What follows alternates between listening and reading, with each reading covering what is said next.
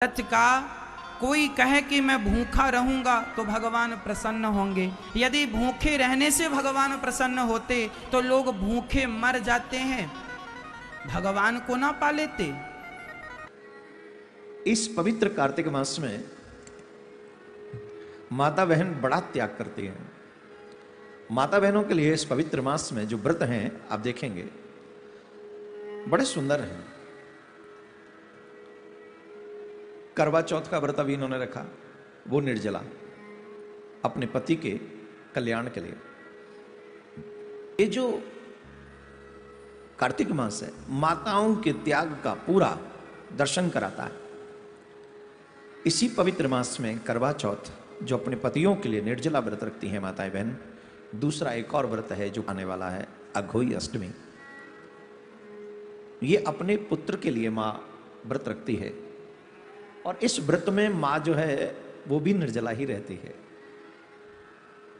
जब वो चंद्रमा निकलने पर जल पीती है और यहां तारे निकल आने पर पूजा करती है। अब उस मां का आदर इस सनातन संस्कारों में क्यों ना हो? हमारी संस्कार जो है, हमारी संस्कृति जो है माओं की रिस्पेक्ट करती है। ये जो अहोई अष्टमी है आने वाली है, माताएं इस पर्व को बड़ी धूमधाम से मनाती हैं। माता अहोई माता से प्रार्थना करती है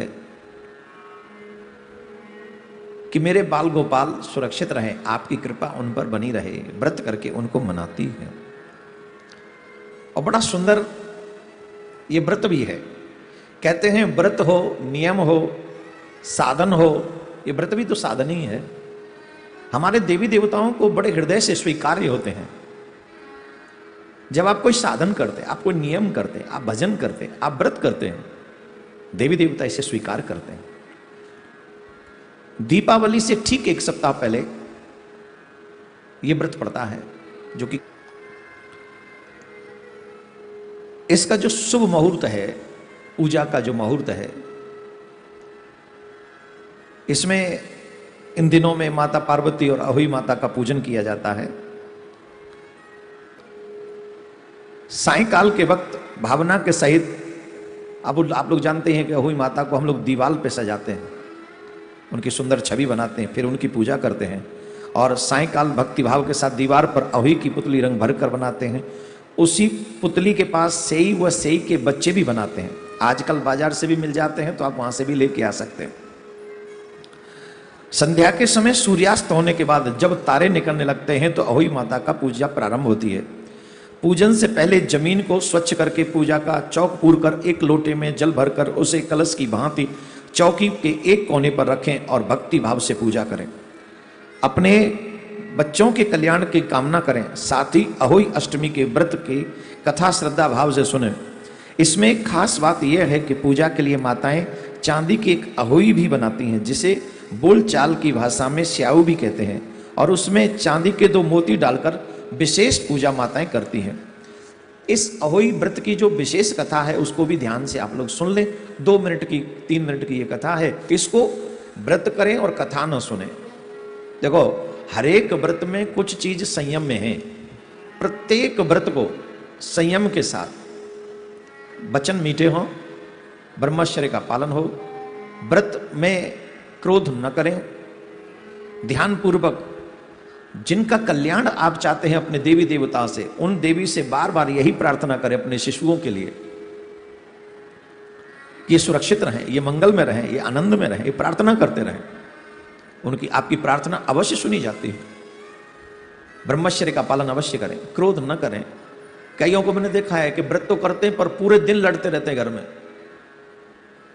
क्रोध के आने से, आप समझिए हम क्रोध को क्यों मना करते हैं? क्रोध के आने पर जो पुण्य एकत्रित किया जाता है व्रत में वो नष्ट हो जाता है, या उसका वो फल नहीं मिलता जो मिलना चाहिए। इसलिए हमारे यहां कहते हैं संयमी रहो, क्रोध नहीं करो, ब्रह्मचर्य का पालन करो, मन से भी वाणी से भी किसी को बुरा मत बोलो।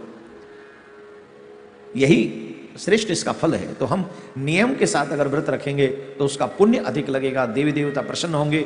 जिस देवी देवता का आप आह्वान करते हो, पूजन करते हो, वो प्रसन्न होकर आपको मन के मुताबिक आप जो चाहते हो वो आपको वरदान देते हैं। लेकिन जब आप उन नियमों का पालन नहीं करते तो आपको वो फल नहीं मिलता, वो रिजल्ट नहीं मिलता जो मिलना चाहिए। इसलिए इनका पालन करें। अहोई व्रत की एक कथा है, बड़ी सुंदर कथा है। एक साहूकार थे, उनके 7 बेटे थे, 7 बहुएं थी। साहूकार की एक बेटी भी थी।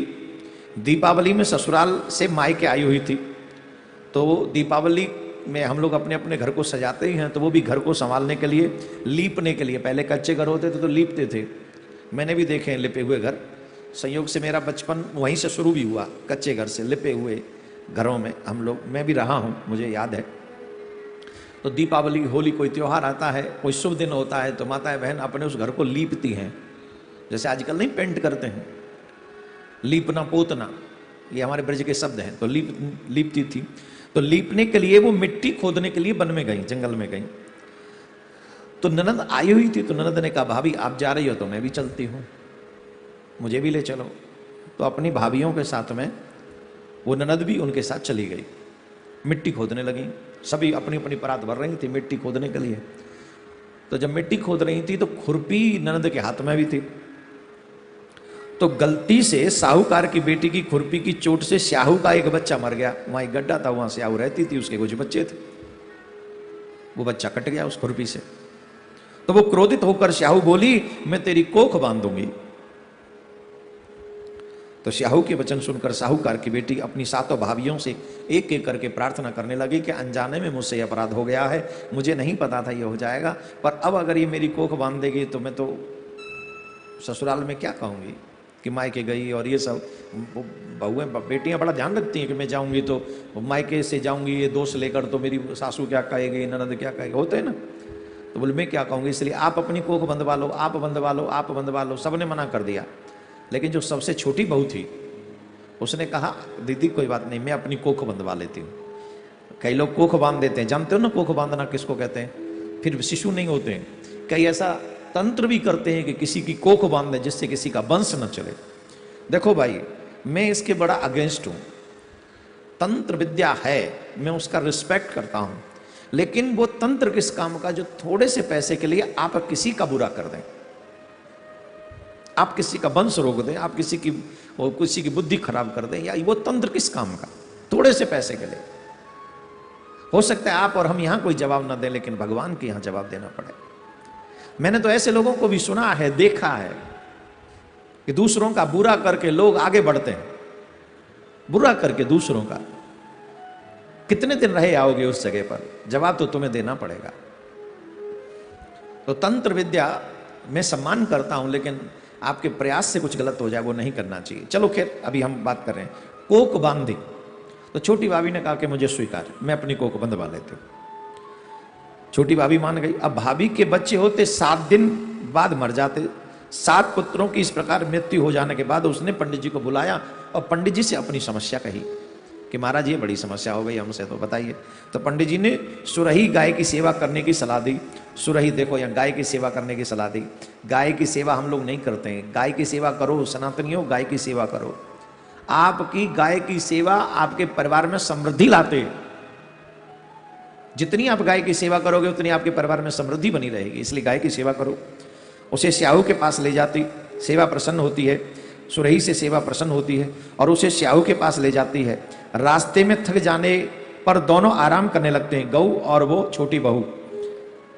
अचानक साहूकार की छोटी बहू की नजर एक और जाती, वह देखती है कि एक सांप गरुड़ पंखनी के बच्चे को डसने जा रहा है। वह सांप को मार देती है। इतने में गरुड़ पंखनी वहां आ जाती है और खून बिखरा हुआ देखकर उसे लगता है कि छोटी बहू उस बच्चे को मार दिया है। इस पर वह छोटी बहू को चोंच मारना शुरू कर देती है। छोटी बहू इस पर कहती है कि उसने तो उसके बच्चे की जान बचाई है। गरुड़ पंखनी इस पर खुशी होती है और सुरही सहित उन्हें स्याहू के पास पहुंचा देती है। वहां स्याहू छोटी बहू की सेवा से प्रसन्न होकर उसे 7 पुत्र और 7 बहू होने का आशीर्वाद देती है।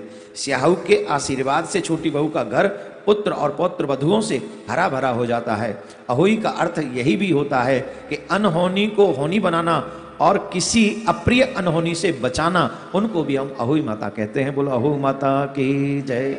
हम प्रार्थना करते हैं जो भी सौभाग्यवती माताएं अपने शिशुओं के लिए अहोई अष्टमी का व्रत करती हैं। मैं प्रिया कांजू से प्रार्थना करता हूं आपके बाल गोपाल प्रसन्न रहें, सुरक्षित रहें, हंसते रहें, बोलते रहें, नाचते रहें, झूमते रहें, गाते रहें, भगवान का भजन करते रहें और चकाचक होते रहें। खूब खुशहाली आपके घर में बनी रहे और खूब आप गौ माता की सेवा करते रहो। जब जब अवसर मिले खूब गौ की सेवा करो। बोलो राधे राधे। तो मैं सोच का अर्थ क्या है?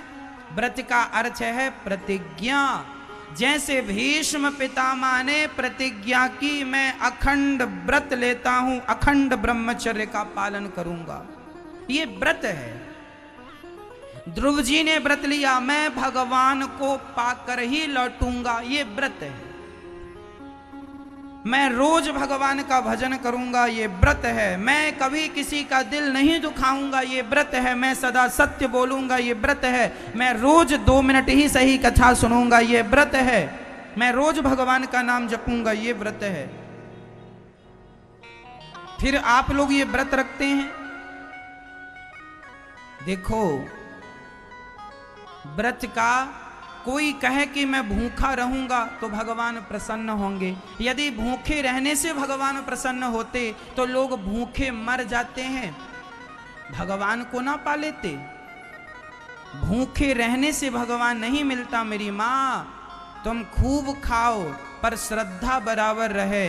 भगवान भूखे से नहीं मिलते, भगवान प्रेम से मिलते हैं। राम ही केवल प्रेम प्यारा। फिर अब आप सवाल करेंगे महाराज जी फिर व्रत क्यों रखा जाता है?